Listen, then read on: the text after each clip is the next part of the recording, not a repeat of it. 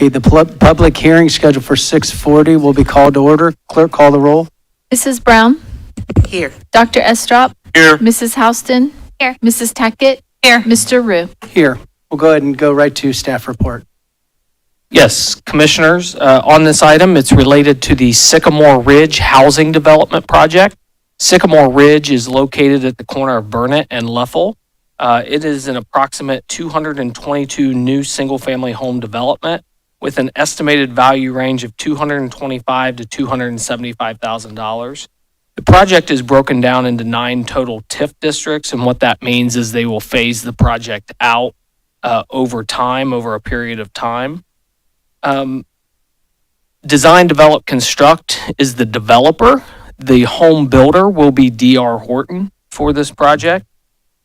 And I want to commend the developer in this project in working closely. This is located within the Clark Shawnee School District. And as we know, we've had several projects and had several TIF arrangements within the Clark Shawnee School District. And so moving forward, it's important that developers engage and work with the Clark Shawnee School District to help develop a plan that works for both the developer and in developing housing, as we know we need additional housing in our community, as well as the school district.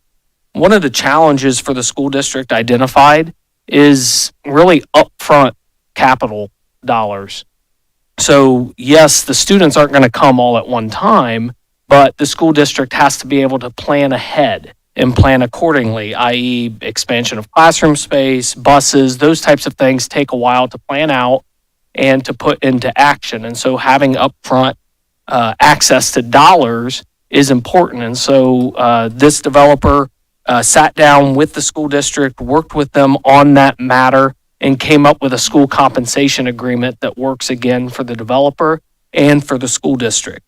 And so I'm happy to say I discussed the proposed TIF with the Clark Shawnee superintendent, and he stated that they're going to be recommending approval of this TIF before the Clark Shawnee School Board at their Thursday meeting. So Thursday of this week, December 19th, they will hear that before them. And so the purpose of this public hearing is just to inform you about the project, that they're moving forward with a tax increment financing district for the project, and that they have been working with the school to come to an agreeable position in a school compensation agreement that works for both. Excellent. So housing continues to be a concern, not only in our city, but around the nation, honestly. This is a priority agenda for the U.S. Conference of Mayors as well as the Ohio Mayors Alliance is housing. The state of Ohio is behind on housing. And so the fact that we're having an engaged and increased housing opportunities in Springfield is excellent. Are there other comments from commissioners? Dr. Estrop? I'm very pleased to hear about the developer and the school district sitting down and having conversations. That's the way it ought to work, so that everyone's interest gets put on the table and the matter resolved to the benefit of all. So I want to commend the developer and, very frankly, the Shawnee School District for reaching out and working together to get this done. Hopefully, the Board of Education, when they meet Thursday night, will approve the recommendation of the administration, and we can move forward together. Comments from commissioners? Are there comments from the audience concerning this hearing only? If you'd like to go to the microphone, state your name and address for the record. Thank you very much. Could you repeat that last part about comments from the audience only? For this hearing only. On this hearing about this project? This hearing only. Okay, yes. Aurora Lemko, 1420 Sunset Avenue, Thank you. City. Was formerly family land. One thing that I would like to emphasize for everyone present is that DDC out of Dayton, Design, Develop, and Construct, has on their FAQ page, when you want to ask them a question, one of those boxes, you can't call them. They have hundreds of employees. And, it's one of those places where you put in your name, your address, your phone number, and you type in the box. And down there at the bottom, when you're ready to hit send, underneath where it says send, it will tell you in fine print that when you hit send, you will then be communicating directly with United Healthcare. So Ms. Aurora, Yeah. do you have a question on this hearing about Sycamore Ridge? I do have a question about Go right to Sycamore it then Ridge. for me, please. And so the question about Sycamore Ridge is, you have a number of tax incremental financing schemes, TIFs, and each one of those is to be rolled out in sequence. Question. Second question, which port authority are you using? Are you still using the Port Authority out of Lebanon, Ohio? Thank you very much. Thank you. As far as the phasing, again, they have broken the TIFs down into 9 different districts, TIF districts. The sequencing of that, they could do each phase, so 9 total phases. They could break it down and do multiple phases at one time. But this TIF legislation that will come before the commission in January will set up for 9 total TIF districts for the sequencing. As far as the Port Authority is concerned, we're not involved in that financing. I'm not sure if DDC is using a Port Authority to do bond financing in this project. I know they did with the Bridgewater project, but I'm not involved in that piece of this project.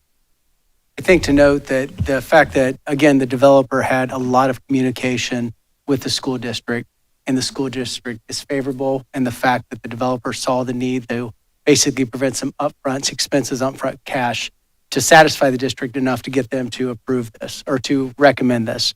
And that's something that we definitely need to applaud them again on. Any other questions from the audience on this hearing only? Is there a motion to conclude this hearing? So moved. Second. It's been moved and seconded. Clerk, call the roll. Mrs. Brown? Yes. Dr. Estrop? Yes. Mrs. Houston? Yes. Mrs. Tackett? Yes. Mr. Rue? Yes. We have about 2 minutes before we'll call the next hearing to order. Thank you.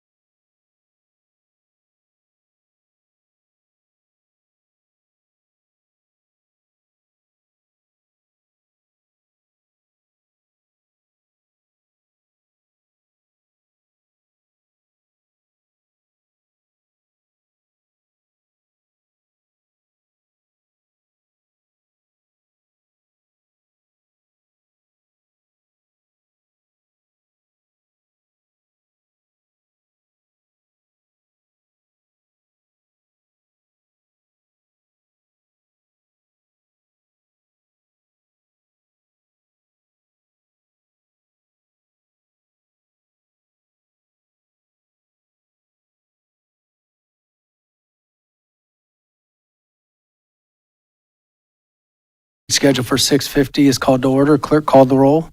Mrs. Tackett? Here. Mrs. Houston? Here. Dr. Estrop? Here. Mrs. Brown? Here. Mr. Rue? Here, we'll go again directly into staff report.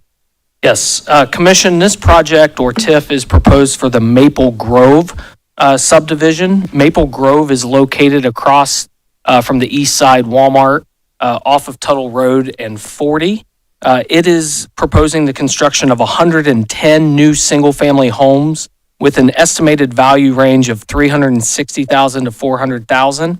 The project is proposed or broken into 2 phases for its development. This project is being done by Premier Property, aka Clay Chester, that we know has been working on a lot of projects throughout our community. But again, very similar in the Sycamore Ridge project. I want to commend the developer and the school district for working together very closely from the very beginning to develop a school compensation agreement that works for both the developer and for the school district. And again, a lot of it comes down, the major issue is that upfront cash for capital infrastructure for projects, again, classroom space, buses, and so forth, to prepare for the potential increase in enrollment that Clark Shawnee could see. And so, again, the developer started very early on working with the school district, communicating with them, meeting with them to come up with a plan that worked for both the developer to move the project forward, but then also the school district as well. Again, this project was discussed with the Clark Shawnee superintendent, and the staff will be recommending approval of the school compensation agreement for Maple Grove and the associated TIF at their December 19th school board meeting, which is Thursday. Excellent. Once again, this is a part of a comprehensive housing plan. That's why I would support these because not only are we building houses that are valued at the level you just heard, and then previous, $100,000 less, different houses, along with government subsidized housing and different types of apartments and townhouses and things like that throughout the community, including, but not limited to, incentivizing people to invest in their current properties and older homes within the community and giving them tax opportunities and breaks to help them redevelop those homes. These are things that we have worked on the commission for at least 5 years. Along with the rental property registry, vacant property registry. We have definitely not ignored the housing concerns and tried to comprehensively look at the entire community. So it's nice to have these projects going along with the entire sphere of projects that we have when concerning housing. Other comments from commissioners? Dr. Estrop? To follow up and build on your comments, Mayor Rue, I want to thank the members of the Housing Consortium who started the ball rolling about now, 6 years ago, Rob? With a series of recommendations. This is a private-public partnership. The consortium is made up of people ranging from developers to real estate people to public agencies like the city. And with the help of the Greater Ohio Policy Center, who gave us a whole bunch of different recommendations to improve housing in Springfield, we have implemented most, if not all of them. And it's great to see the benefit of that work now coming here to allow this community to grow and expand and become more vibrant. So I just want to thank the Housing Consortium, Greater Ohio Policy Center, certainly Clay, you and your work with the Shawnee schools. We're getting to that point where we find it easier to work together and it's all making sense. And this is just the beginning. So I want to applaud everyone for their very meaningful work on behalf of the people of Springfield and people who will be new to Springfield. Other comments from commissioners? Are there comments from the audience on this hearing only? Yep, go right ahead. A Chester, Premier Properties at 2005 Sweetbriar. Mainly just want to stand up and just say thank you to everybody that's up on this stage. As we all know, the term TIF often evokes different sets of emotions. For the developer, it's a necessary tool. For the city, it's an opportunity. And for school boards, it can be met with hesitation. And on each side of that spectrum, all those feelings are very valid. When you dive deeper and see the real purpose of the TIF laws, you can see that their intent is more evenly spread, and it's mainly incentivizing growth while balancing risk. TIF laws shift the financial risk of expansion to the developers. The municipal resources remain intact while the developers take on a lot of the holding costs through the project and get compensated back if the project succeeds, where it takes the risk out of the municipality. And with the schools, eventually it does bring in extra tax revenue. And that's one thing that when I did sit down with the school board and Brian Kuhn from Shawnee School District, like I'm reiterating what Brian Heck says, their upfront infrastructure cost was very, very important, which is the same issue that I have when on building a project like this is the upfront infrastructure cost. So I think this agreement, we were able to work out a great deal that incentivizes everybody. And at the end of it, we all have the same goal. And I think it could be misconstrued in the fact that, maybe the school isn't looking to expand or grow. And when I spoke with Brian Kuhn, that's not the case at all. We all, the city, me as a developer, the school board, we all want the same goal.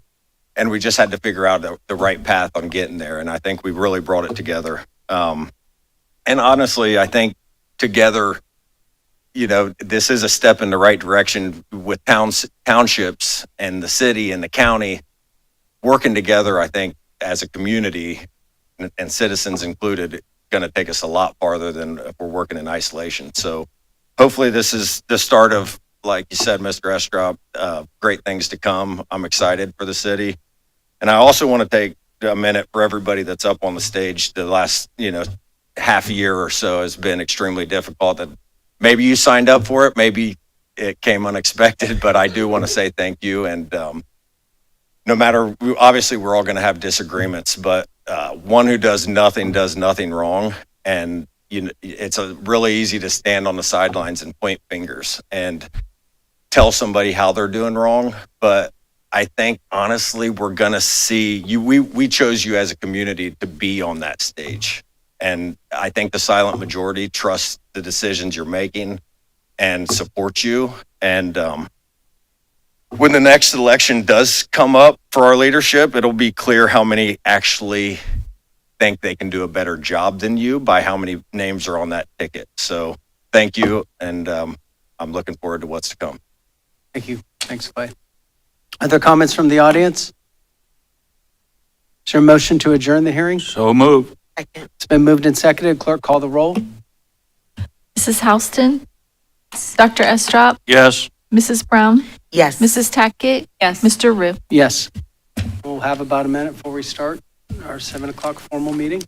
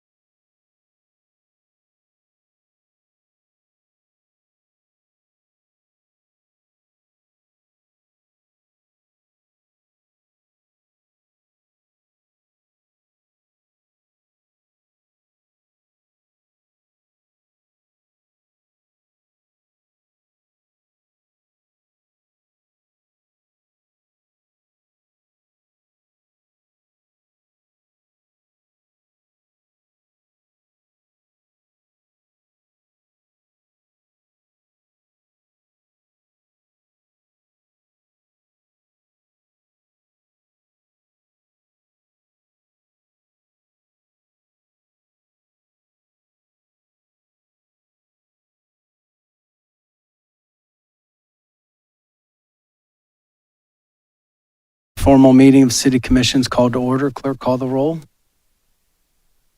Mrs. Brown? Here. Mrs. Tackett? Here. Mrs. Houston? Here. Dr. Estrop? Here. Mr. Rue? Here, please stand for the invocation and the pledge. God, we lift up our community tonight and those that have also suffered from fires, homes, loss of life. God, we just lift those families up. We ask for peace over our community. We ask for your peace here tonight. In your name, amen.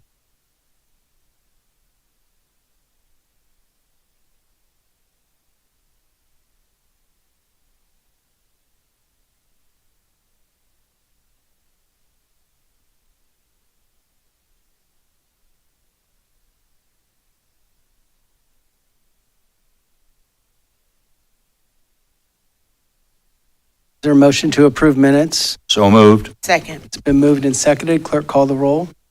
Mrs. Tackett, Yes. Dr. Estrop, Yes. Mrs. Brown, Yes. Mrs. Houston, Yes. Mr. Rue. Yes.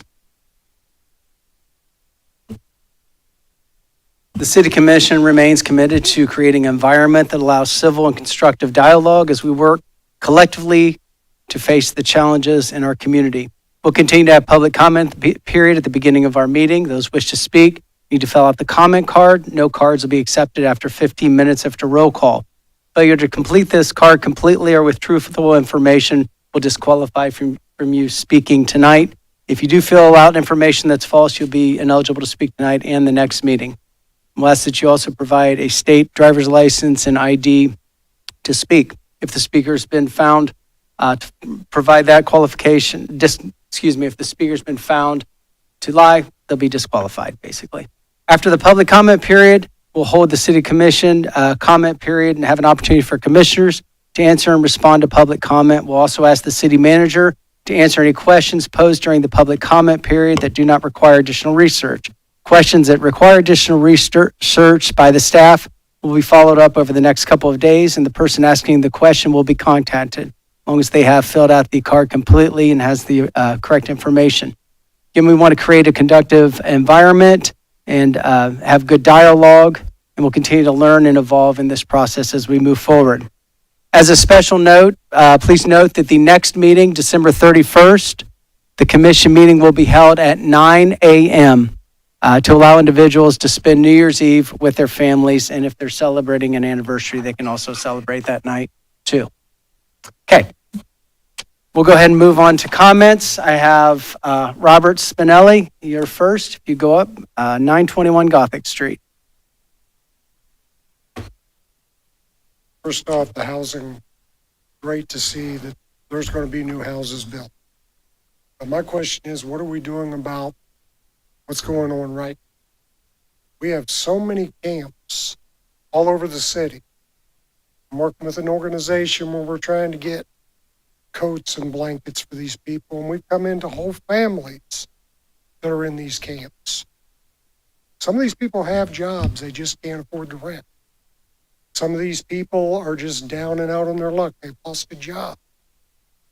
Or any number of reasons. They're not all, as we say, drug addicts and everything.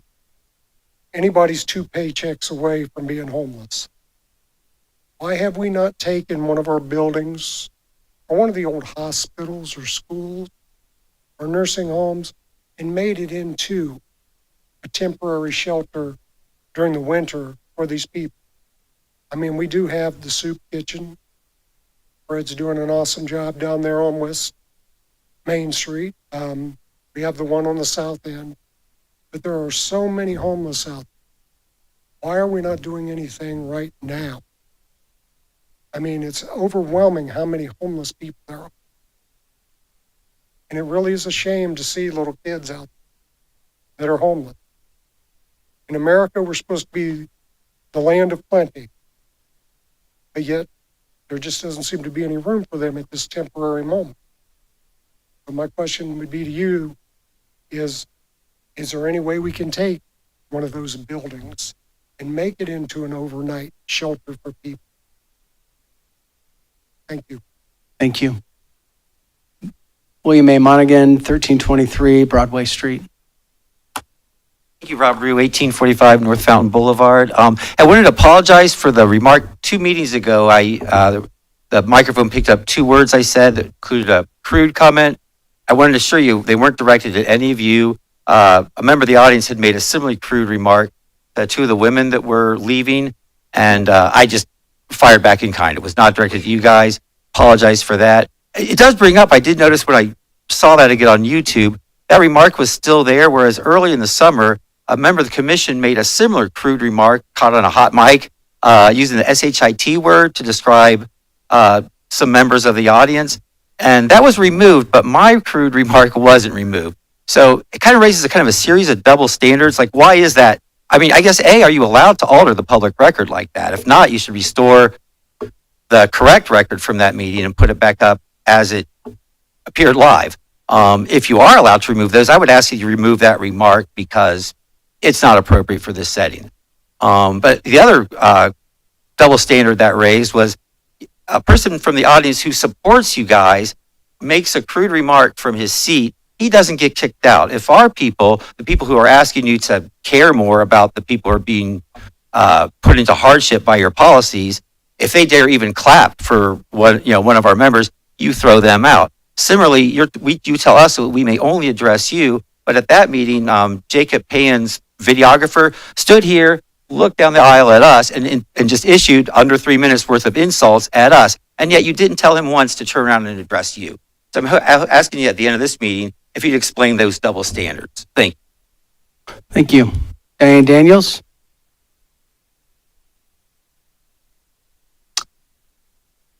I cannot read your 840 Diana Daniels, Hedgley. Thank you. 40 Headley. Okay, I saw the results of the recent ETC survey online, and frankly, I am not at all surprised by the results. In my opinion, the results are pretty damning and should be a wake-up call for all of you. I have 2 questions regarding the survey. How many total surveys were returned? And do you have a previous survey to compare the current results to, preferably one prior to COVID? I'm going to focus on one aspect of the survey. Only 19% of respondents were happy with the effectiveness of your communication with the public. This means that 81% think you, for lack of a better term, suck at communicating with your citizens. Do we know what aspect of communicating is lacking? Overall conveying of information, openness about goings on in the city, or simply listening to your citizens and receiving an honest answer in return? City Commission meetings now only are shown on YouTube, no comments of course, and the government channel. Zoning and or ordinance changes and other notices are buried on the back pages of the newspaper. Limited interaction with the public. To my knowledge, only one commissioner has spent time at neighborhood meetings. And the neighborhoods are the beating heart of this city, not high-dollar breakfast to listen to the state of the city. Communication implies a two-way connection and transparency. This is 3 minutes, this is communication? I don't think so. Every other week. A citizen has a grievance, maybe it will get redressed, no opportunity for clarification or an answer or response. Too bad, your 3 minutes is over. If you need more clarification, please come back in 2 weeks and we'll get back to you. One common form of censorship comes at the hands of the government. Government censorship occurs when agencies or officials silence speech, limit speech, or punish people for speaking their beliefs. There was a time when city commission meetings were shown on Facebook with comments, shown on YouTube with comments, and the government Facebook page had short clips and announcements also with comments allowed. Key point here, in regards to using social media platforms, government officials are under no obligation to open a social media account for public comment. However, if you do, you cannot discriminate as to which views can be expressed in those comments. Prior to, I believe, July of this year, comments were allowed on Facebook and YouTube, and you were getting hammered. You were getting ratioed into oblivion. Some of these were, I agree, pretty raw comments. However, they were the voice and the communication of your citizens, both negative and positive. You just didn't like the negative ones. So what did you do? You silenced those voices and limited communication of your citizens from we the people to 3 minutes every other week with no exceptions.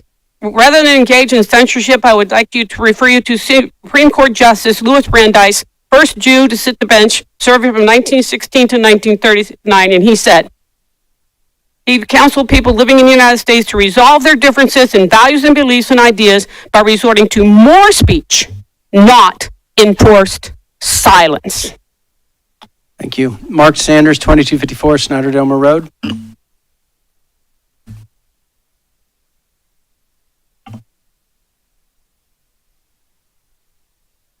Yeah, I was told when I was really young, you can learn something from everybody, even just what not to do. So I want to be as quick to praise as I've been to chastise. I think the Highway Patrol have done a stellar job of getting our traffic under control. I travel John, Grand, Limestone twice a day, and I've noticed a marked difference, an improvement in the reckless driving. I still have a concern. We have students crossing from STEM, crossing Limestone Street. I think that's an issue. I think the racetrack around 2:30, 3 o'clock. Also, too, on the back of CTC, which is Selma Road, between 2:15 and 2:30, you've got 14 buses trying to get out of there. And that's a 20-mile-an-hour zone, and there's drag racing. So you might want to put that address, notate that. Question I have, Highway Patrol has done a stellar job. What's the city's plan to sustain it? What's the city's plan, you guys got officers you got to hire and stuff like that, but I'd like to hear a very concise plan of sustaining the watch on the concerned areas. Going to flip a little bit. I don't know how many of you folks have been down to the warming center. It's a very humbling experience. I suggest everybody on that side of the dais go down there, and if only to serve a cup of coffee or take a broom and sweep up around somebody that's sleeping on a mat that maybe hadn't been warm for a couple days. I think that Barron is owed a great gratitude. He's done something the city and the county can't seem to get together and get it done.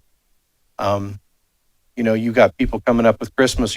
Last night, Thanksgiving. My understanding is we had a couple people, succumb to exposure.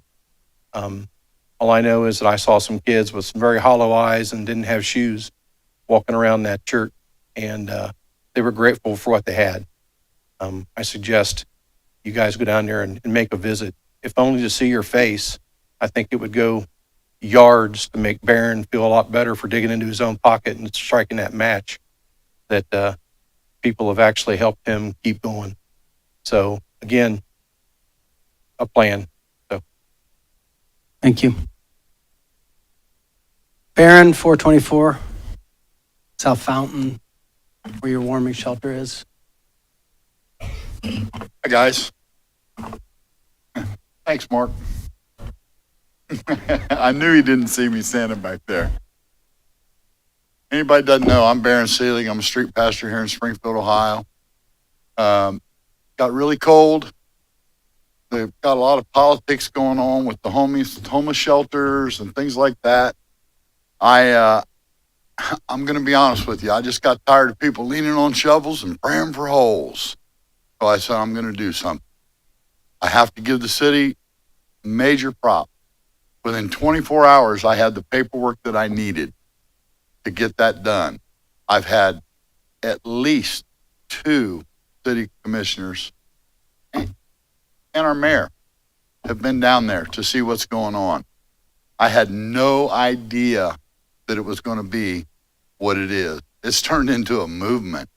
I mean, you're going to hear from a couple other people here tonight that we're partnering up with to make this happen, man. I said down there that I don't care if a little green man from Mars shows up at the door and goes, blah, blah, blah, blah. If I understand that to mean that he's cold or hungry, come on in. We're going to feed you. No politics, no nothing. I don't care who, what, when, how. There's a lot of extenuating circumstances out there. And by no means have we fixed it. We're just got a little Band-Aid on it because it was bleeding really bad. Guys, we have no idea how bad it's bleeding. It's bleeding really bad. The numbers, I tried to get crunch numbers today so I could come down here and give really facts and figures. Every day, twice a day, we feed at 8 in the morning and 8 at night. There's over 80 people. Last Saturday, not this Saturday past, the Saturday before, we fed 250 hot meals. Thank goodness for local businesses. I can't name them all. I'm not prepared. I took off, came 2 blocks. I said, I'm going to go down there and just state the facts. Thank you, guys. Thank the citizens of Springfield. Guys, it may be bent, it may be twisted a little bit, but our community is not broken. You can't imagine the outpouring of people pulling in there saying, what can we do to help? We don't want to be that guy that you're talking about, leaning on shovels and praying for holes.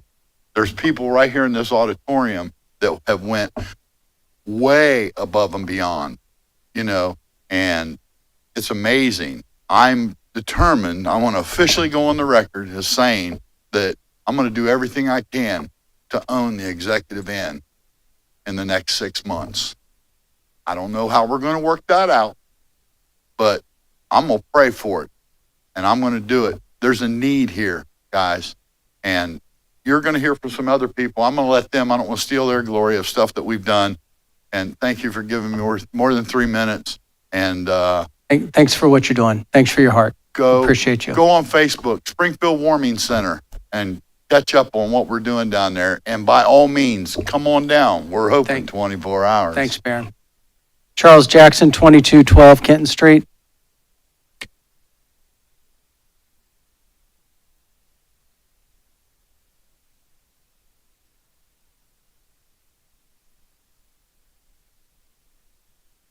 Mayor, I was wondering what they might do with the wagon wheel over there because it's becoming a dumping site.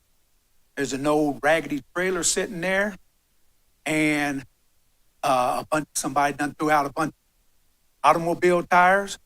And another thing is I'm fortunate enough to own a house over one of the new houses over here in Clifton Court, but they're building 7 more. It's going to be 2-bedroom. And I was wondering what the cost is going to be because I'm interested in getting my godkids a household. Okay. Okay? Thank y'all. Thank you. Aurora, 1420 Sunset Avenue. Hi, good evening. I don't really have very many prepared remarks. I have a couple of questions, and I ask these in the spirit of I hear rumors, I don't know what to believe, so here we go. Homeful, just before the homeless were removed from the executive in this past summer. At that timing, and it was, contract up and voted down and, all that. You were there, I was under the impression that they had extended a 30-day kind of grace period up until that point when the contract was not renewed, and that was part of the reason, along with the city's interest, for the immediate evacuation. Question being, yes, was it true they extended a 30-day grace period? Second part of that question is, did you pay them? Okay, so that's out of the way. Second thing, I did not attend the town hall meeting with Vivek Ramaswamy. I understand that Commissioner Tackett was there. I also watched it again this weekend and was told that, and again, this is a rumor, that prior to the commission meeting, city leaders met with Mr. Ramaswamy. And here's the rumor part. I was told it was simply and only Mayor Rue and Mr. Brian Heck. Is that true? Yes or no? If it's not true, please correct me and enlighten me. Third question. During that town hall meeting, it was mentioned in a couple of different ways by a couple of different people that Mr. Ramaswamy had brought a $100,000 check. Is that the right amount? Did he? Did he offer it to the city? Did he offer it to any of the commissioners or mayors? Was it to go to specifically a nonprofit? And toward the end of that meeting, he said that he was going to investigate further the request of someone who spoke, whose name I did not get. Did Mr. Ramaswamy, in fact, make a donation? I was thinking that perhaps it might have been the foundation over here on High Street. Give me the name of it. I know you know the one that I mean. And I tried calling them, Nehemiah Foundation. Phone tree, leave a message, and now it's Tuesday. And still nobody got back because I was going to ask pointedly, because there are so many churches involved and other nonprofits and corporate sponsors, that would seem to be the place where those funds would go. Just wanted to know, did Nehemiah Foundation get a donation from Mr. Ramaswamy? If so, how much? Thank you. Randy White, 229 Bellevue Avenue.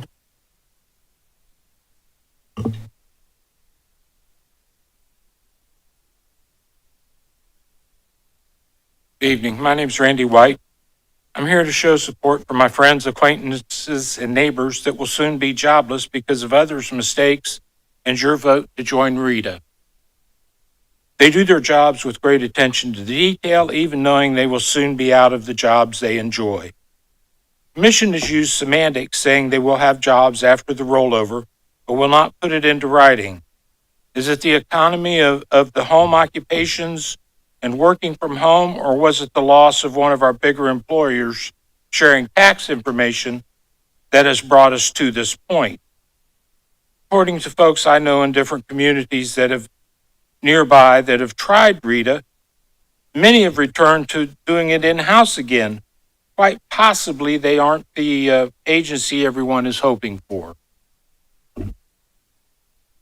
There are folks in this building whose job it is to bring jobs to this community. But yet at this meeting, there will be a vote to put people out of work. Somehow that just seems like a really poor way to entice others to come. Additionally, the timing of this changeover looks a lot like an effort at union busting with city employees, all employees, soon to hold a vote for union representation.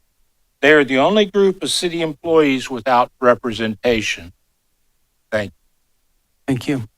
Matt Langer, 129 North Main Street, New Carlisle.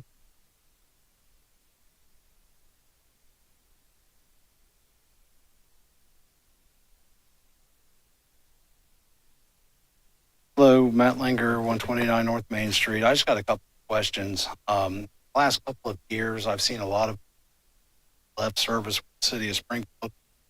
And I'm curious if severance packages have been offered left above and beyond that. Yeah. That's my question. My second question is, if any former employee did receive a severance, they required to sign a non-disclosure agreement to receive. My third question is, are any of the affected employees of the Income Tax Division or Revenue Collections Division going to be offered similar severance? Thank you. Wes Babian, 2121 Olympic Street.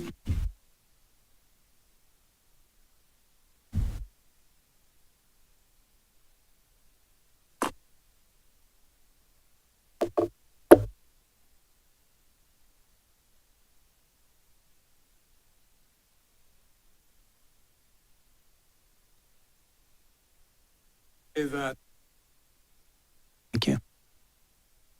commission and city leadership, police and fire departments are to be commended for working through these months of immensely challenging circumstances.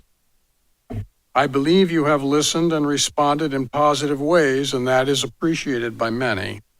It is also true that while immigration presents serious and complicated factors, our new neighbors present hope for growth and development here. And through the history of Springfield and Clark County, this has always been the case. These are times that call for courage and a measure of compassion, times to be our best. I want to further say that the city leadership has provided opportunities for citizens to express their opinions about our community. And I have observed myself over the years that I learn a lot more from honest criticism than empty praise. By hearing our citizens and discovering how to respond to their concerns, that is vitally important. Many communities like ours face similar issues. I do find the circumstance of so many here who are without homes be particularly vexing. We all know that winter's coming. It comes every year. The problem is always here, and we should be ready for that and prepared for it. And my heartfelt thanks to those who have reached out to deal with this emergency, but it's not a solution to homelessness. That's not the solution. We must find ways to address these issues.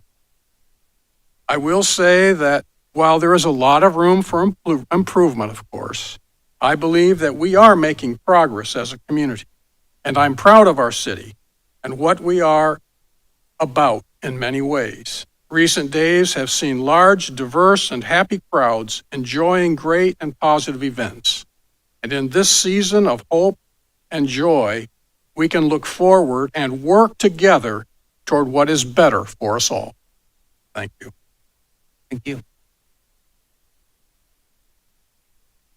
The end of our comment cards. We've got a couple answers that I know I have, and then there'll be other answers commissioners will have as well as the city will have. And then this is our time to answer without comment back, so we're not going back and forth. We're going to give you the answers, what we have. But I will answer Ms. Aurora's. There was a meeting with Vivek Ramaswamy that was with myself, Commissioner Houston, and Brian Heck. No more commissioners can be in that meeting because of Sunshine Law. That was one reason. Number two, he called an informal meeting to have with city leadership, and that did happen. I believe it was his business to offer a contribution to a nonprofit in our community. To my knowledge, it was not the nonprofit that you've brought up. It was another nonprofit that I'm not going to mention, who you would fully support, just so you know. But due to reasons because of his political nature, being a former candidate for president, this particular organization it would have been illegal for them to receive a donation. It's against their policy. It's against their bylaws. So they did not receive a donation. Was one offered? Yes. It was refused based on policy and legality, from my understanding. But it was a grateful gesture. I found my meeting with Vivek to be level-headed in a time of a lot of craziness. So it was nice to talk to a national leader that just seemed, he had some policies I may or may not agree with, but he definitely was level-headed. That's just my take on meeting with a national leader like, somebody like that in our city. That's the meeting did happen about 2 hours prior to the meeting that happened over there at the Bushnell. So I think that answers those questions. The city did not have interest at the time with the executive end. The contract was finished. The contract, and we did vote on the night that the contract was voted down to pay Homeful for their unpaid days, which I believe was around June 20th to the date of the end of the contract. Is that right? Ish, June 23rd? June 23rd was the Yeah. end of the contract, and they operated up through that vote, which was August 5th. So, and then they left August 6th. The decision to close the executive end was necessary. You had many people in there who were already traumatized because they are displaced. And it was necessary to go in and close the next day because we had no contract with an organization to make sure that folks were safe there. If we would have said, let's wait 72 hours or 48 hours, the folks there were going to be displaced in 24 to 48 hours. The decision was made to close based on the fact we had nobody to protect the people there, and those folks were going to make decisions based on their current life circumstance to act out. And they were acting out in frustration, as it was legit that they were acting out in frustration. It was a very difficult decision to make, but it had to be made for their safety as well. I believe each one of those individuals, through work of other individuals, through Sheltered Inc., and individuals that were working through Care Source, were all placed in a hotel or a shelter of their choice that day. That's my understanding. So I believe that's the information I have there. I think Brian's going to have, or anybody in his staff could have more information on the survey results as well. And I just want to say, Barron, thank you again for just going for it. That's you. I've known you for a long time and wasn't surprised when I heard you were just jumping in. I'm glad that you also are able to partner with a church and organization that had a huge, generous heart and would just open their doors and allow you to do that. I'm also glad that the city did respond in speed for you. It's nice to hear that happen, and that you're able to do what you needed to do. I want to continue to encourage you to be cautious. I know you're bringing everybody in, and they are cold and they are hungry, and you have a huge heart, but make sure you have the right folks around you to make sure you and your staff are secure as well for those folks as well. But I know you're doing a great job, and I appreciate you a ton. And all those that are, met some really nice people that came in, a mother and a daughter came in, and they were just a joy to be around and wanted to offer whatever help they could. And like I said, I know others in this room have been concerned and have visited with you, and appreciate that as well. Okay, I think that's the comments I have that I wrote down. Commissioners, feel free to answer any of the questions that you have. Go ahead, Bridget, Dr. Estrog. Yeah, I'll just follow up to your comment, Rob, to you, Aurora. I actually DM'd Vivek on social media when he announced that he was coming here, asking if he would meet with us. He in turn reached out to the city as well. So happy to connect with you offline and talk about that if you're interested. And then I also live streamed the entire thing, wasn't able to attend due to a scheduling conflict, but found it really interesting and actually took a lot of notes from it. So I live streamed the whole thing on Twitter or X, whatever you want to call it now. And Rob is correct. The donation that Vivek did try to make was turned down by the 501c3 due to political reasons. I don't know if we know the status of it, but it was certainly a really kind gesture. And then is Diana still here? Oh, I just wanted to let you know the survey results. I went through them the other day, and I agree with you. I do think some of them are a little concerning. So I'm interested to see how we work through that. I even printed off the comment page right here. I will say I do think there's a lot of misunderstanding of what the city is really capable of doing versus what a lot of people would like us to do. But definitely eye-opening results. I wanted you to know that I read those. And then also, you did make a comment regarding neighborhood meetings. I believe probably every one of us has been to a neighborhood meeting. I'd be happy to connect with you offline on that as well. Also, I need to answer Bill's, Mr. Monaghan's question here. I don't believe there's any intentional double standards. When folks do take the podium, I try to keep them talking to the mayor as the guidelines are. When I miss that, I do apologize, and I will try to bring them back. I don't like anybody addressing the crowd, and I try to keep that at bay. It's not an easy job trying to keep this room at a chill, if you will. But anyway, to keep it at a level that we can all focus. So I'm sorry if you've had to feel like it's been a double standard. I'd like people to address me specifically and to the commission, and we all can give remarks when necessary. I don't know why any crude remarks were deleted. I don't think they were deleted, but I'm just saying, I'm not calling you a liar either. I'm just saying I don't know why. And I also, by the way, don't think that you were speaking to me at the last meeting. Thank you for apologizing, but I did not receive it that way. I believe the person that did speak left on his own volition that made a comment that was rude towards you. And I also want to say that if I can't see the comment being made in a disruptive room, I may be looking down, reading something. I can't just tell people to leave if I can't see it. But if I see somebody making a disruption, my goal is to keep the room at a peaceful level, and I ask folks to leave. So when I have missed it a couple times, it's not been intentional. So I just want you to know that as well. Thank you for your apologies. Thank you for your constructive criticism. We'll go ahead. Other commissioners? I do want to make a comment in regards to that. I do want to go on record for the third time in saying that that I apologize for the expletive that was used, and it was SHIT, and I was not talking about any citizen. Third time. What I was discussing was the fact that this room cleared out as if the bell had rang on the last day of school at the end of the day. And so what was discussed, what I was talking about, and these mics are always on, so there's no hot mic moment. If you sneeze, cough, giggle, whatever, they're always on. Should I have said it in a different manner? Absolutely. But again, in that very moment in time, I was absolutely disheartened and heartbroken from the way that once the comment section was done, and it was time to get to the business of the city, this room went from packed to absolutely empty. We also, from that day, and through putting it on the record that I apologized and all of the things, the woman that actually initially said to me, hey, this is what you said, didn't like it, came here before any video mock-up was released, or the other young lady that came and attempted to chastise me for saying that I didn't give a crap about the citizens.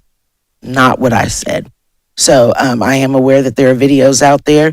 I choose to not address them because, again, I've always been taught to not argue with someone that may not fully understand the situation.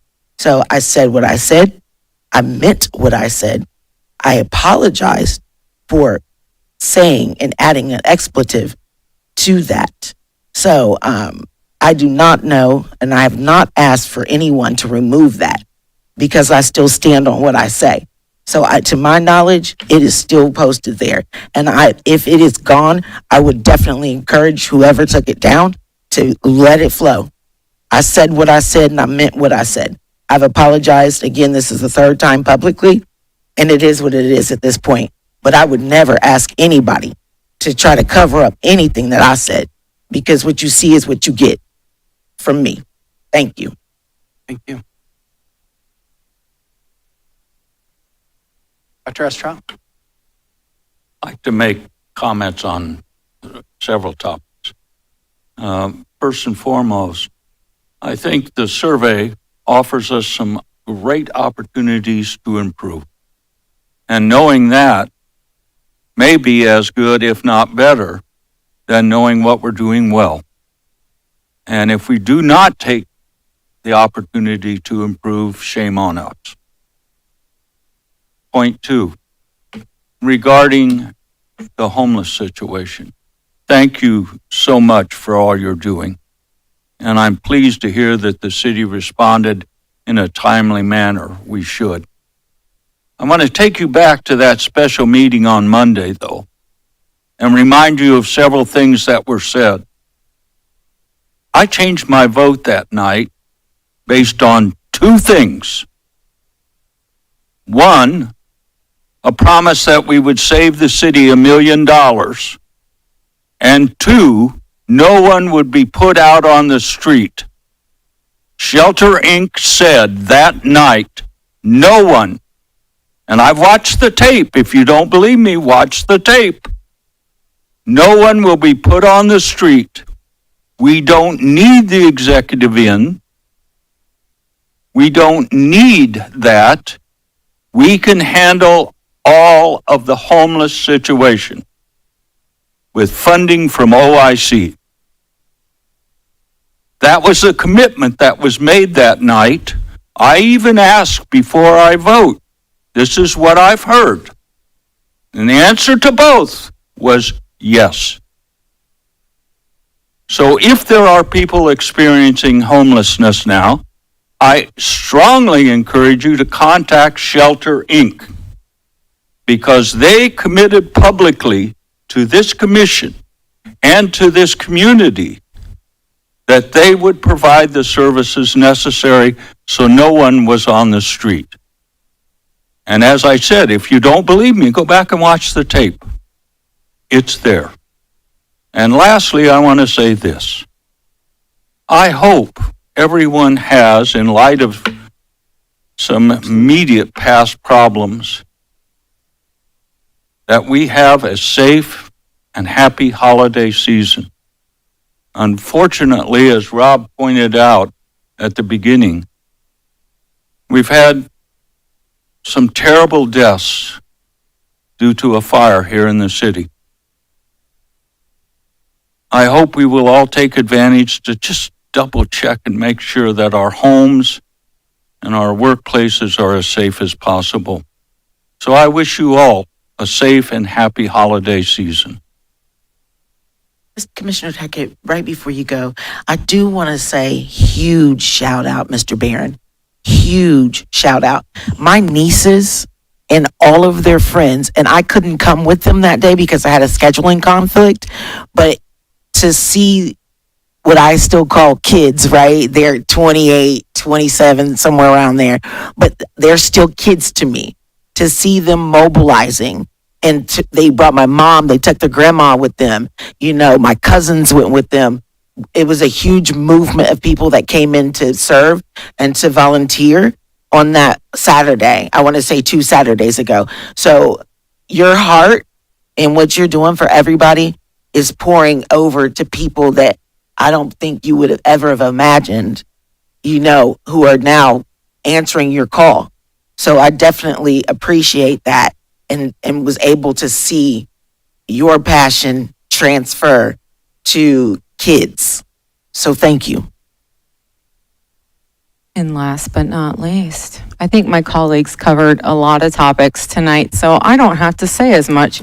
But I just want to make sure that the city manager will kind of discuss Rita again. And Katie put on a great presentation. the last meeting, so I would definitely recommend folks go back into the archives and look at the last meeting with the presentation she put on. But if you could just briefly touch on the Rita again, thank you.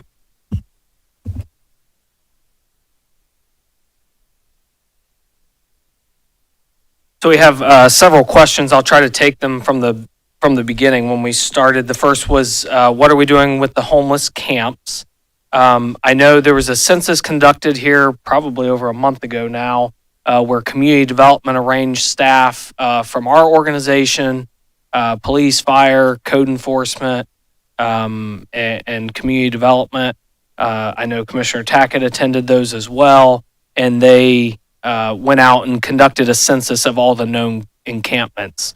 My understanding that there has been continued follow-up from our partners with their Nehemiah specifically, Aaron Roy, who is one of his designated duties or position is to work with the homeless, specifically with street outreach. So I know he continues to reach out, work with individuals that are not currently in shelter to help them, connect them with the right resources to find shelter for them. And so I know that activity continues to happen. The direct service providers held a meeting last week. It included partners from the city schools, United Way, St. Vincent de Paul, OIC, the city.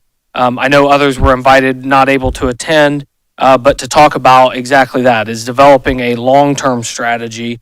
One of the things mentioned, and just yesterday, the city released a request for proposals as it relates to homelessness and providing homeless services, and specifically it's to expand existing services and programs or create new ones to address homelessness, because we realize that we need to be able to expand the capacity, just like what Barron did by expanding the capacity of the system with additional shelter space. So that RFP is out right now, and you can find more information through the city's website as it relates to that. And I would suspect we'll see several partners and organizations apply for funding to help address with the homelessness situation. And again, the goal, kind of to the point made by Mr. Babian, was the goal is to make a lasting impact, not to just maintain the status quo around homelessness. One of those follow-ups was about why aren't we just using old buildings for temporary shelter? It's complicated. It's not as easy. One, ownership. Who owns those buildings? The city doesn't just own all of the old buildings that you see. So it takes an owner willing to allow for their space to be utilized. I don't think Barron owns the church. I think he was able to work with the church owners, and they opened their doors and allowed for that. But even then, with those older buildings and a church building versus for a shelter, you have to make sure you have the right life safety mechanisms in place, because the last thing you want to do is put somebody in shelter and then a fire happens or something happens that people are hurt in that building. And so making sure that the owners are supportive of their building being used and offered for that, and making sure it meets the code. And again, I know our building regulations department worked directly with Barron on that specific building to make sure that it was up to code and had the appropriate life safety measures in place so it could keep people safe that were coming into that establishment. So that's the challenge with some of those older buildings, is making sure that they actually meet code to be able to handle the need of the individuals going in there. On the survey, how many were distributed and how many were returned? I know there were, I think over 1,000 were distributed. I know we received over 434. The goal was 400, which gets you to 95% statistically significant for a survey. And so we did receive over that 400 at 434. And do we have a similar survey prior to COVID? There were prior surveys that went out. I think there was one in 2022, and then there was one prior to COVID, 2018. I can pull those out and certainly share those with you if you'd like to see them. And yes, I'll definitely, and part of my comparison of them was looking at past surveys to see what the trends are, because you establish the baseline and you look at the trends. Are they up or down? Question related to city strategy for maintaining the support that was previously provided by the State Highway Patrol. One, I just want to echo the sentiment that thanks for the State Patrol for stepping up and stepping in to help fill a capacity gap that we have within our community. So one, thank you for the State Highway Patrol for doing that and coming in. And I know they will continue to work closely with us to have a presence, maybe not as direct a presence as they had there, but they will still be willing to help out specifically on the state routes within the city so that we can focus in on the neighborhoods and the speeding. But as far as our plan for that, I know part of having the State Patrol in allowed our police to also work on establishing a traffic enforcement detail to be able to be out there more regularly. And I know I get updated stats regularly of the different traffic stops that we're doing. And getting our numbers up is going to be obviously important to sustaining that as well. And I'm glad to report that, we're finishing up 25 total interviews. We have some laterals in line as well. So I'm hopeful that by the first quarter, we're able to hire and put, have in place up to that 130 number that we are budgeted for, our authorized strength. Now, take that in that some will have to go to academy, so it takes them about a full year before they're fully in, but having that 130 allows us to sustain those traffic enforcement details and programs that we want to be able to sustain. What are we doing with the Wagon Wheel becoming a dumping site? I know Steve Thompson responded that we'll open up a code compliance case on that, specifically for the Wagon Wheel for junk and trash. And then the cost of the Clifton homes, I'll ask Steve Thompson to follow up with you after the meeting, and he can give you the information he has and connect you with the developer for that. Homeful contract, we talked about, it ended June 23rd. They went through August 6th, technically August 5th. Your one question that wasn't asked was about, did we pay them? They were paid for their services that were rendered from June 23rd to end of August 5th. At that commission meeting on August 5th, there was a motion to make sure that their expenses were covered during that time that their contract was not in place. So that did happen. I think all of the Vivek questions were answered.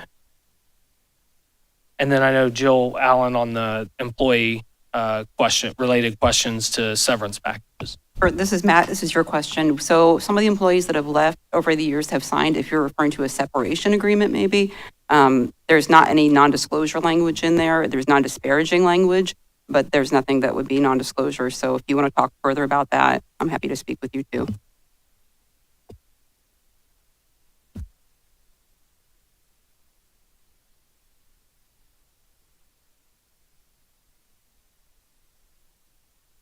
Questions that Commissioner Tackett brought up about Rita. That is an item on the agenda. We will have ample time to discuss that. So we'll bring that together during that time, and Commissioner Tackett is. Mark Sanders, I'm surprised you did not bring up the fact that we added a no injury bus accident recently, but don't say anything, please.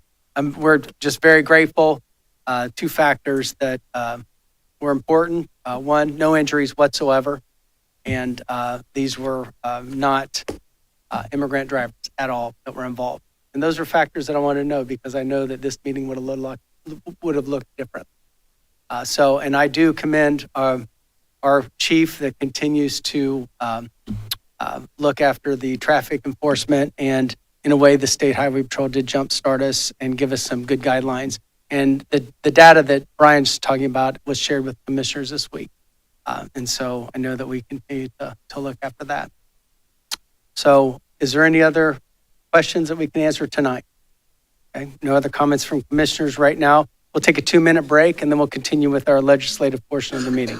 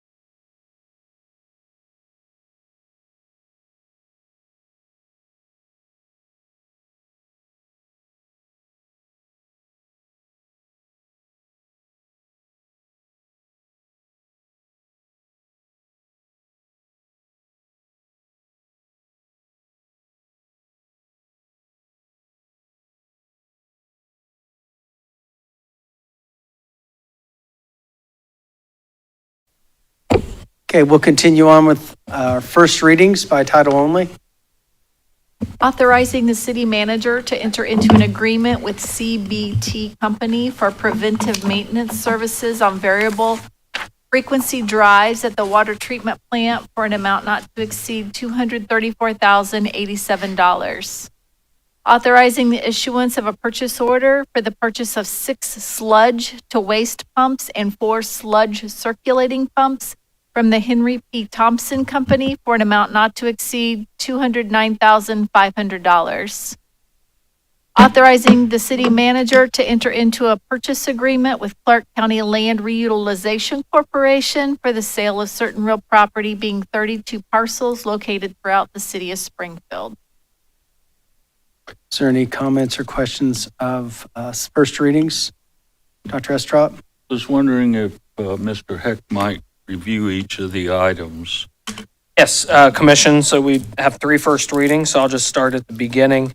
The first one is related to our water treatment plant and entering into an agreement with a company for preventative maintenance services on our variable frequency drives. Those variable frequency drives are on the high service pumps, and there's a 12 to 15 year preventative maintenance cycle. So this contract will pay for 2 of the VFDs for that maintenance cycle. And these are for the first 2 high service pumps that we installed. This was the lowest and best of 2 bids that were received. The second item is also related to the water treatment plant. I know when we're talking sludge, we're used to talking about the wastewater treatment plant, but this is to purchase 6 sludge to waste pumps and 4 sludge circulating pumps from the Henry P. Thompson Company. This is for our lime sludge, which is a byproduct of the water treatment process. And so we only received 1 bid for this project, and that was at the $209,000. And then authorizing the city manager to enter into the purchase agreement with the Clark County Land Reutilization, which is also known as the Land Bank, for 32 parcels. So the Land Bank, if you recall, I think this was 2, maybe 3 meetings ago, the Land Bank came and did a work session about some of the programming that they're doing. And one of the things that they've identified is working with Ohio State property investors for a LIHTC project that will look at putting affordable single-family units scattered all throughout the city on vacant lots, and specifically these 32 and others, but looking at upwards of 150 to 175 different lots for single-family development for affordable housing. These were properties as part of the land reutilization program. There is a 300-day due diligence process for the developer that the land bank is working with, but this is a great another opportunity to add additional housing, income-aligned housing, and really rebuild and help revitalize our existing legacy neighborhoods. Dr. Estrop? I'm very pleased with item 311-24 because one of the concerns that former Mayor Warren Copeland expressed when we started down the road of implementing some of the recommendations from the Greater Ohio Policy Center was Warren was greatly concerned about infill redevelopment. That is taking some of our vacant property in the city and putting it back into productive use. This represents a giant step forward in that regard. I know Warren would be very pleased to see this on the agenda. Obviously, I am very pleased because it represents the willingness of a developer come into our city and provide the infill housing and make it affordable in nature. So congratulations, I'm very pleased and certainly will be supporting this. And I think it speaks to the fruits of having a land bank in our community. So that was one of the things discussed when we were looking at, and I remember former Commissioner Chilton was a big proponent and advocate to have a land bank established here. And we're seeing the fruits of that now with these types of projects that are happening within Spring. I think it's important to recognize that the relationship between the Clark County Land Bank and the city is a very positive one. And we've been able to work together, and in this case with another developer, to make this happen. So congratulations to all involved. Other comments from the audience on first readings only? First readings only. Go to the microphone. State your name and address for the record. My name is Wes Baby, and I live at 2121 Olympic Street. And having been one who has been very concerned about infill housing and the possibilities of this, I do hope that there is some consideration with the developer with regard to design guidelines so that whatever is built there does in some way, shape, or form fit in with the neighborhood itself in terms of how these properties look. That's one piece. I realize I realize that it is what it is when it comes to building houses, but I think that's important. I also hope that whatever we're doing with regard to persons acquiring these properties, that we are also aware of the fact that sustainability for the homeowners is very important, that whoever acquires these homes is able to sustain them. And it's an employment issue. I know it's a complicated social issue, but that's a very important piece of this as well, because I've done this stuff and have lived with the issues with regard to that. So those are just some of my concerns that I hope are on somebody's radar screen. Yes, and I'll just add, so this is the developers looking at using LIHTC, which is the Low Income Housing Tax Credit Program through the state. And if I recall correctly, previous programs of LIHTC dollars required home buyer education classes and courses and so forth to answer some of that to help. So you're setting somebody up for success and not failure. Other comments for the audience? We'll go on to second readings. Appropriating money for several objects and purposes for which the city of Springfield, Ohio must provide for the fiscal year ending December 31st, 2025. So moved. Second. Been moved and seconded. Brian, you just want to explain quickly what this means? Yes. So this is the budget for the 2025 budget year. I know Katie did a very comprehensive presentation at our last meeting as a public hearing talking about the allocations of our dollars within that 2025 budget. I'll ask if Katie has anything she wants to specifically call out or mention. Yes. So commissioners, again, just reiterating that these are the appropriations or the budget that go into effect January 1st in order for the city to operate as presented in the city manager's preliminary budget. And just to note that document is available on the city's website at www.springfieldohio.gov. Thank you for your work on this.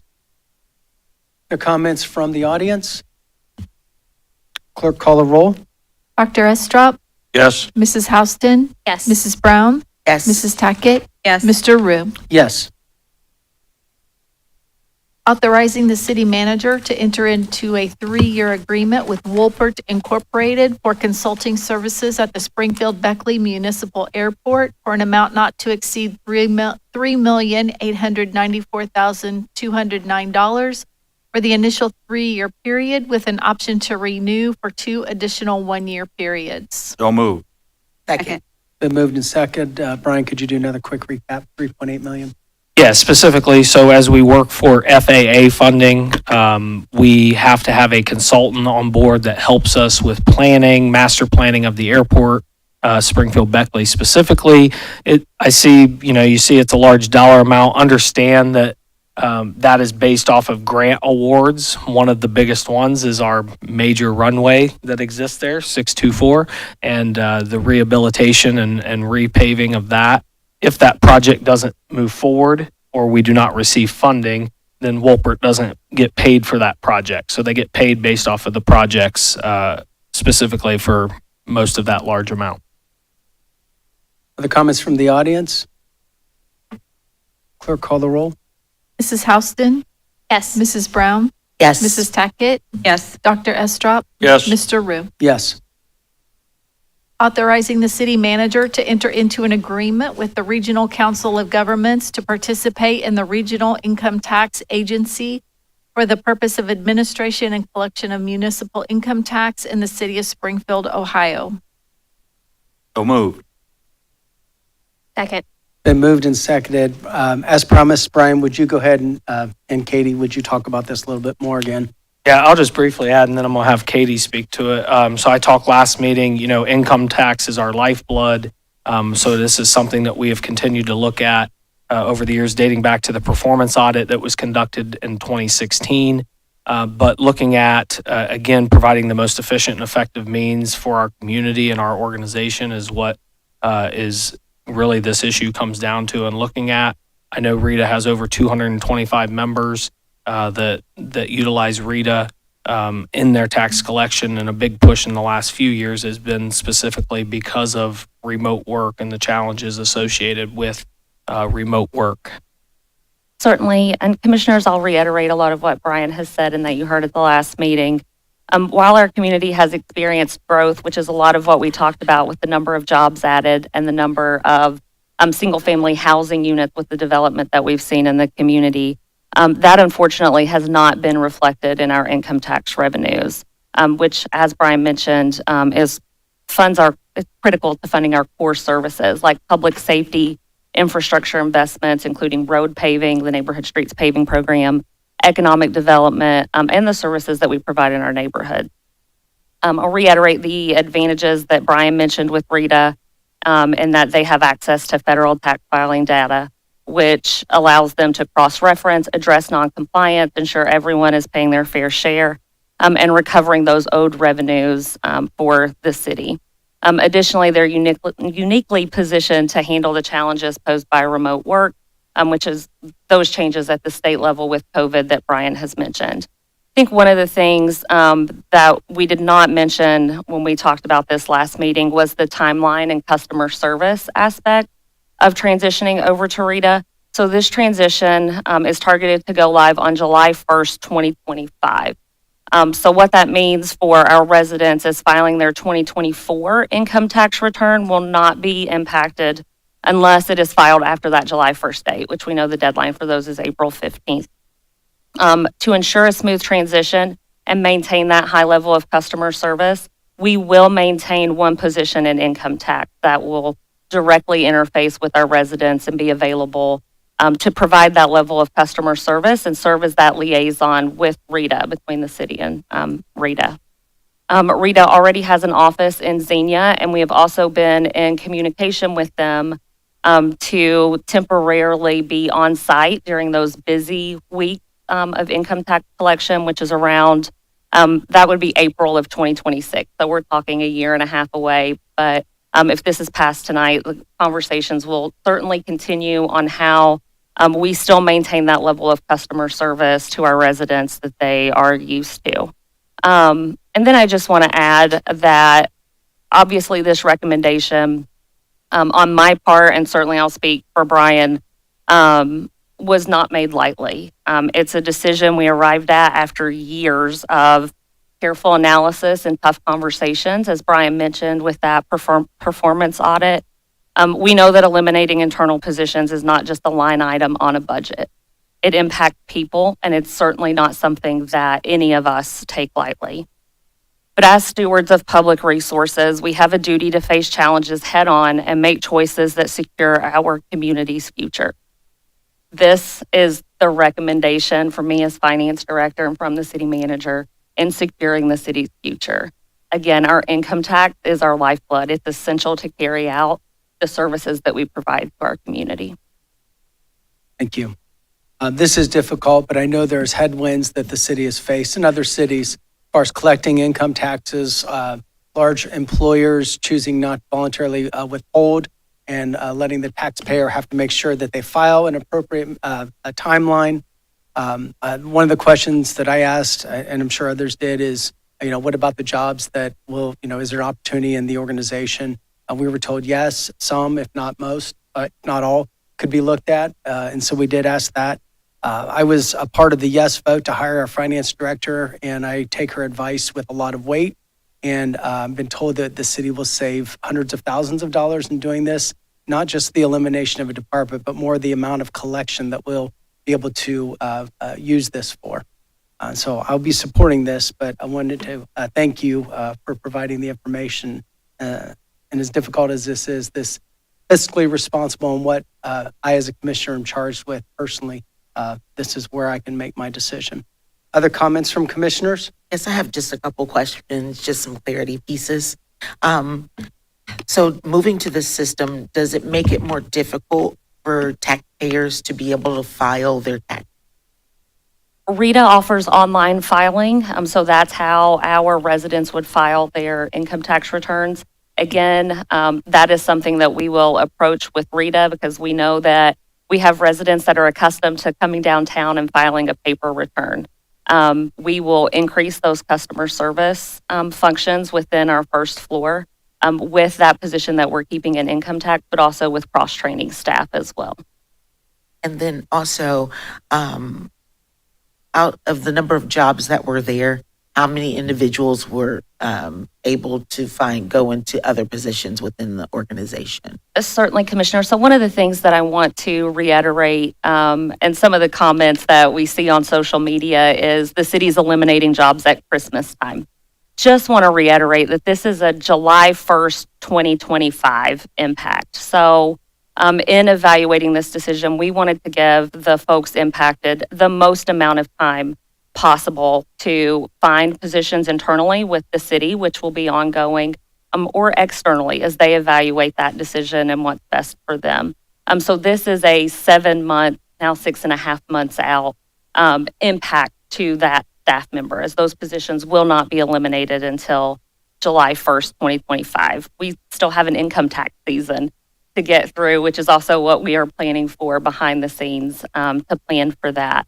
So within that department, one person has already moved over to another division, and there are currently many opportunities within the city where that process is ongoing. A lot of those positions had been posted previously, but we reopened those after informing staff of this potential impact so that they would have the opportunity to apply for those positions and be considered.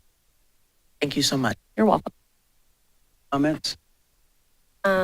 I'll just kind of go off of a little bit of what you said, Rob. And Katie, thank you for your work on this, and definitely take your recommendation with a lot of consideration. But I wanted to kind of go through just some of the sheer numbers of switching to Rita. So Rob, you mentioned the city saving hundreds of thousands of dollars, and that is true. It looks like the city, Katie, correct me if I'm wrong, will save almost $500,000 a year in operating costs, correct?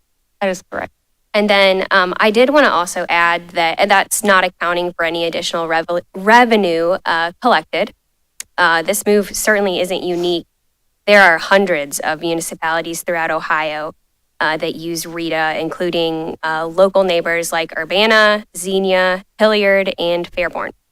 And then I asked Katie for some additional numbers, just kind of what we would be looking at in terms of increase in tax revenue from switching to Rita. And correct me if I misspeak on any of your statistics, but on average, a 10% increase in revenue is seen after using Rita for 3 years. And then Katie also shared a pretty similar example with Hamilton, Ohio, switching to Rita. They have a similar population, similar workforce. They joined in 2022. In their first year of using Rita, their tax revenues were up 11.2%. And in the second year, their tax revenues were up 7.4%, just kind of illustrating the tax revenue that is out there that we may not currently be capturing. Comments from commissioners? Dr. Estrop? I will be supporting this ordinance or this item for 2 reasons. One, it improves our effectiveness. As Commissioner Housen just pointed out, Rita will have access to information that we currently cannot access as a city, and will allow us, hopefully, to realize an increase in our tax dollars being collected, rightfully so. And second reason I'm voting for this is because it improves our efficiency. Again, as Commissioner Housen pointed out, we're going to save between $400,000 and $500,000. So if we can improve our effectiveness and improve our efficiency, I feel compelled to support it. Thank you. The comments from commissioners? Are there comments from the audience?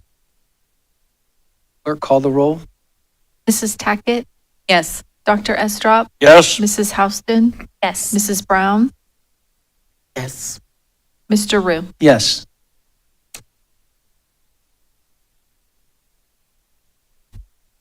Authorizing the city manager to enter into a renewal contract with Cherry Road Technologies Incorporated to provide the product as a service Oracle Cloud application for a period of 1 year for an amount not to exceed $32,007.55 for the 1-year term.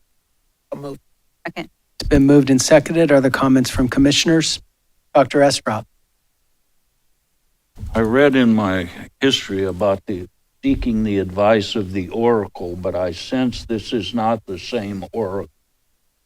It is not. This is the Oracle that is our software system, basically the backbone of the city, our accounting ledger, human resource module, and certainly appreciate the support of commission for that years-long project that is now live.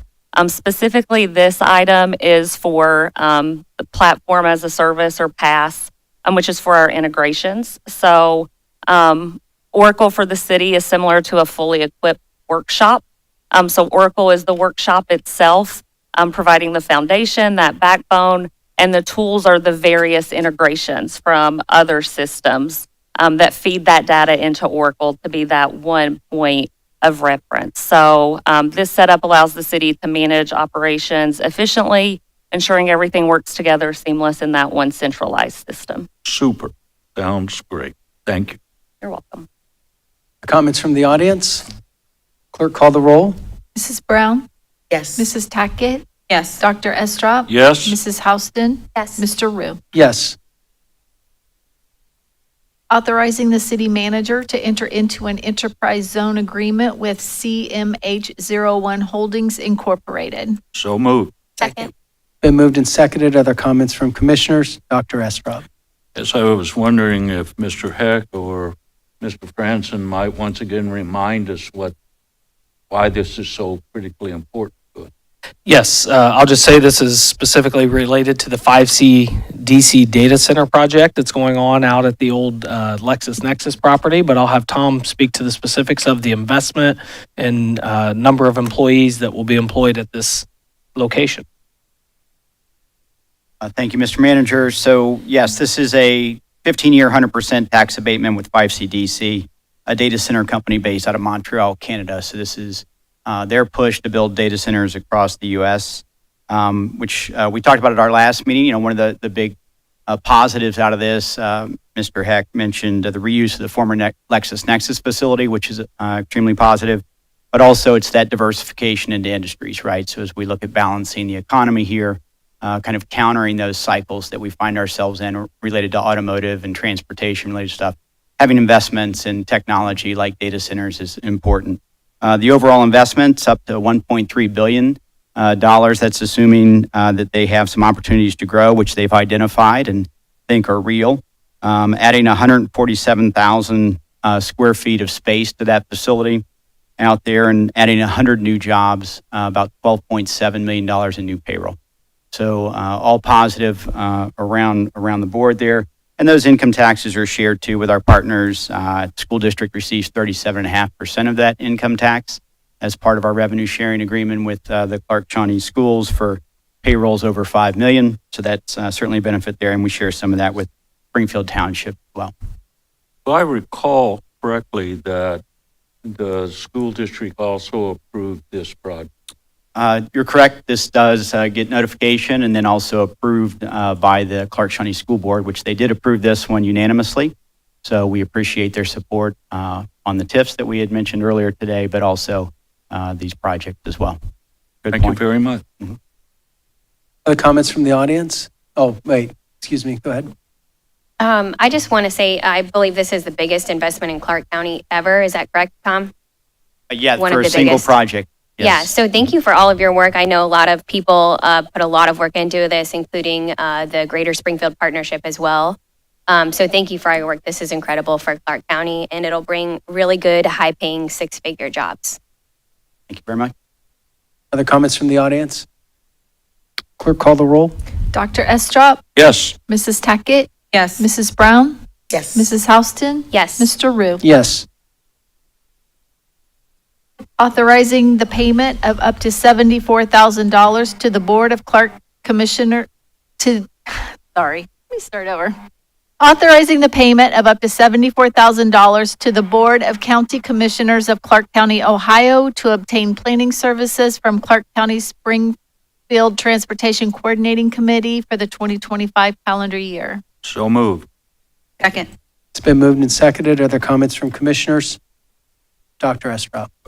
Just like to say Commissioner Houston and I both serve on the TCC, and we appreciate their support and assistance, particularly working with our service department as we go forward in an effort to improve safety, traffic safety, and streets in this city. Comments from the audience? Clerk, call the roll. Mrs. Houston, Yes. Mrs. Tackett, Yes. Dr. Estrop, Yes. Mrs. Brown, Yes. Mr. Rue. Yes. Authorizing the city manager to enter into a development incentive agreement, non-residential development with AmeriPave Blacktopping LLC to provide for water service to real property outside the city limits. So moved. Second. It's been moved and seconded. Are there comments from commissioners? From the audience? Clerk, call the roll. Dr. Estrop, Yes. Mrs. Tackett, Yes. Mrs. Brown, Yes. Mrs. Houston, Yes. Mr. Rue. Yes. Confirming purchases and obtaining services for the city and providing for payments therefor and declaring an emergency therein. So moved. Second. There you go. It's been moved and seconded. Are there comments from commissioners? From the audience? Clerk, call the roll. Mrs. Brown, Yes. Mrs. Tackett, Yes. Dr. Estrop, Yes. Mrs. Houston, Yes. Mr. Rue. Yes. Providing for supplemental appropriations within various funds and declaring an emergency therein. So moved. Second. It's been moved and seconded. Are there comments from commissioners? From the audience? Clerk, call the roll. Sorry. Technical difficulties, sorry. Mrs. Brown, Yes. Mrs. Houston, Yes. Dr. Estrop, Yes. Mrs. Tackett, Yes. Mr. Rue. Yes. Authorizing the city manager to enter into a contract with Insight Pipe Contracting LLC for the 2024 sewer lining project for an amount not to exceed $398,352.50 and declaring an emergency therein. So Moved. Second. It's been moved and seconded. Are there comments from commissioners? Dr. Estrop? I was wondering if our service director or you, Mr. Heck, might tell us a little more about this project, perhaps even show us how this thing works.